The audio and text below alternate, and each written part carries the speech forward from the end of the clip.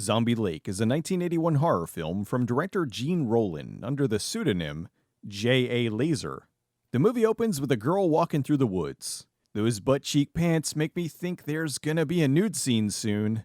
Yep, a little over a minute into this film and already it gets spicy. Since YouTube doesn't allow censored nudity, which I still don't understand, there's gonna be a lot of still frames in this video. She pulls out a bathing suit and decides, nah. The camera very slowly pans past this woman's body to confirm that yes, she is indeed naked. She gets in the water and now they'll never get that smell out of the fish. The scene goes on for way too long, and some of the camera angles she could show to her gynecologist. The music changed, so I guess that means it's time for the zombies. For a submerged zombie, this guy still looks thirsty. Oh no, the water's washing off his green paint. He sneaks up behind and pulls her under the water. Over to a local restaurant, a bunch of guys are having lunch. This guy means business. He's not wasting any time going right to the top.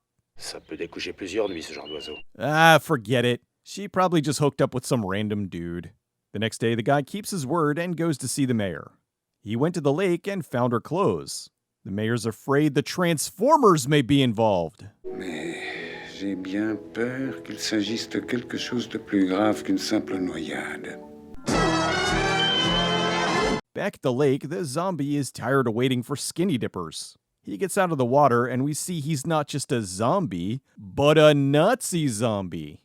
He seems to be in pretty decent shape for being underwater for who knows how many years.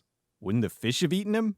Over in town, bad laundry. Oh, you naughty laundry. He wanders into town and traps this unfortunate lady.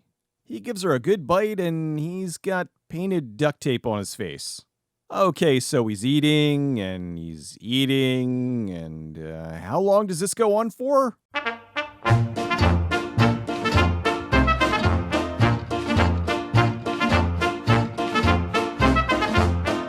The townsfolk find the body and bring her home. Oh man, this is gonna be a great prank. Leave a dead woman in front of the mayor's place. The guy covers her up and then she closes her eyes. The mayor says they can't bury her until they find out the cause of her death. In the meantime, let's go inside and just leave her out here. Hopefully she won't get up and walk away. Back at the restaurant, a woman begins photographing the locals. Ah, the French. Jacques, can you please stop waving your shotgun around at the dinner table? The woman introduces herself. She's a reporter who came to town to do a story on the lake. Chanook, the guy from earlier, talks to her. Le lac des maudits. Oh, ça, c'est pas compliqué. Oh, no story there. Just some Nazi zombies who show up every so often to eat people. He tells her to talk to the mayor for more info. They head out to This is the mayor's place. Pay there must be really good. That's some unique architecture there.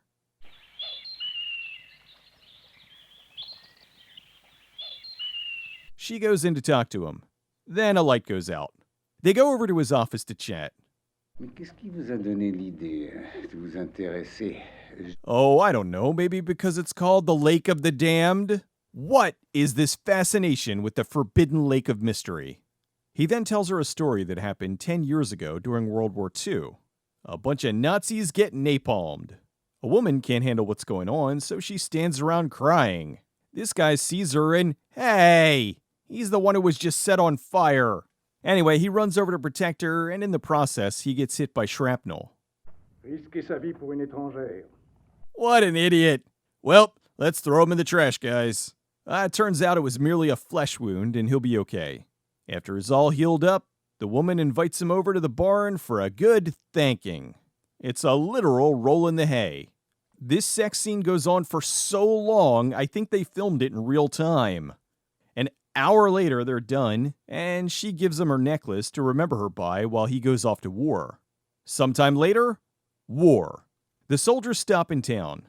I think this guy has to pee. Oh, it's the soldier from earlier going to see his beloved. And they had a baby. Wow, he really shot a magic bullet that night. The woman names her Helena. The mother then says something that they didn't bother to dub in. I'm guessing it's something about her dying. The Nazis are traveling through the woods and get ambushed by the resistance. What's this, gunfire? I better come out and see. Oh, he's the guy that got shot in the eye. Oh no, German soldier was killed. Back to the house. Why are you putting a blanket over me, brother? I'm just really tired. Okay, so now the parents are both dead. Why exactly the mother died, we'll never know. The resistance needs to hide the bodies of the dead Germans, so they dump them in the lake. Guys, you're gonna need to weigh them down or they're just gonna float. Whatever. Oh, right, we're back at the mayor's place and he's telling a story. So he spent all that time intimately detailing the sex. Also, how did he know about this? The mother, or midwife, or whatever, finds Helena in the barn. You will not be having sex with any Nazi soldiers, young lady. Back at the lake, the party bus arrives. Oh my god, it's a clown car of cheerleaders. The happy music starts playing, so the girls get nude and go swimming. This, of course, attracts all the Nazi zombies. Alright, why are these guys messed up, but the others weren't? This busload of girls must be like old country buffet for these guys. This is the makeup that says, no one will be watching this in HD 40 years into the future. One of the girls escapes and goes to warn the town. Oh god, another naked tourist. The mayor calls the police to tell him that Nazi zombies are living in the lake and the town needs help. He sends a few cops to investigate.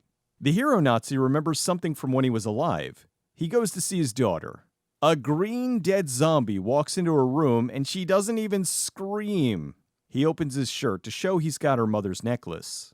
I wasn't expecting a touching father-daughter moment in the underwater Nazi zombie movie. Ew, Daddy, you smell like trout. He gives his daughter the necklace and leaves to go, I don't know, eat someone in town. The police talk to the locals. They don't get any helpful info, so they go to the scene of the crime. On cue, the zombies arrive and eat them both. This guy doesn't even try to fight back. Fueled by cop blood, the Nazis head back into town. A couple in really bad wigs are making the sex. I'm sorry, really bad wigs and a terrible fake mustache. The zombies have lunch.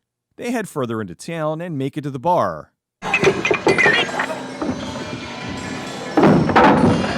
They then go around looking for attractive women taking outdoor baths that they can eat. That's one of the crew members in a dress and a wig. See? Absolutely not the same person. After several good meals, the zombies go home. The survivors go to complain to the mayor.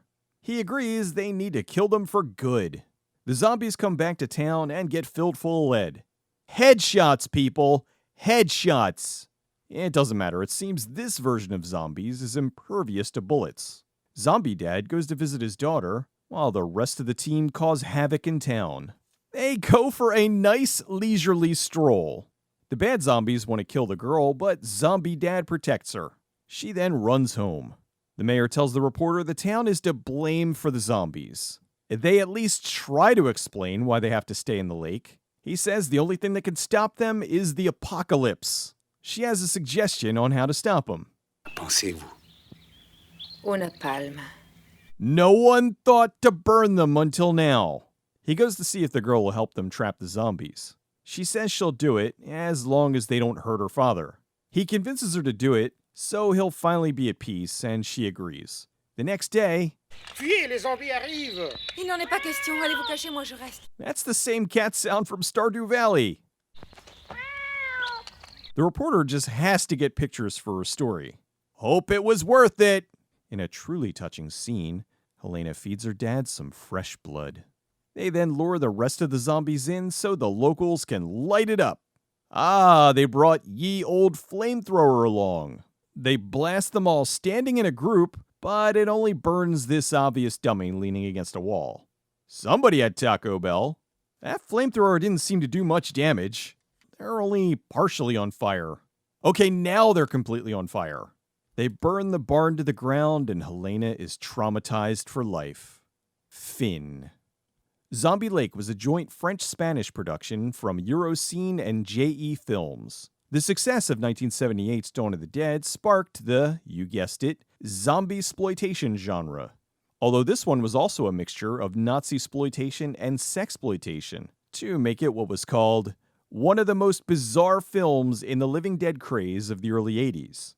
The script was written by Spanish director Jess Franco. He was originally going to direct as well, but had to bow out due to timing issues. The production was then passed off to French director Jean Rollin. He apparently signed on to do the film before reading the script. Once he read it, he tried to get out of it. Since he couldn't, he just filmed it under a pseudonym, J.A. Laser. He has a cameo in the film as Inspector Spitz. Franco wasn't happy with the fact that he couldn't direct Zombie Lake, so he decided to make it anyway. In 1982, he made Oasis of the Zombies, which is pretty much the same movie, just without the melodrama. Rollin was so embarrassed by the film, he refused to acknowledge he directed it for years. While Rollin has directed numerous horror films, most of them were about vampires. Specifically, lesbian vampires. Two Orphan Vampires, Requiem for a Vampire, The Rape of the Vampire, The Shiver of the Vampire, The Nude Vampire, Lips of Blood. You get the idea. Basically, he had a genre he liked, and he tried to stick to it. This movie was way out of his wheelhouse. It had that Rollin vibe, but as was said in some reviews, the director just didn't quite know what to do with the zombies.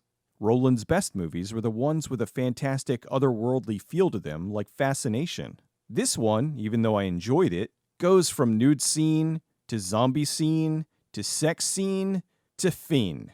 Zombie Lake is a weird zombie movie.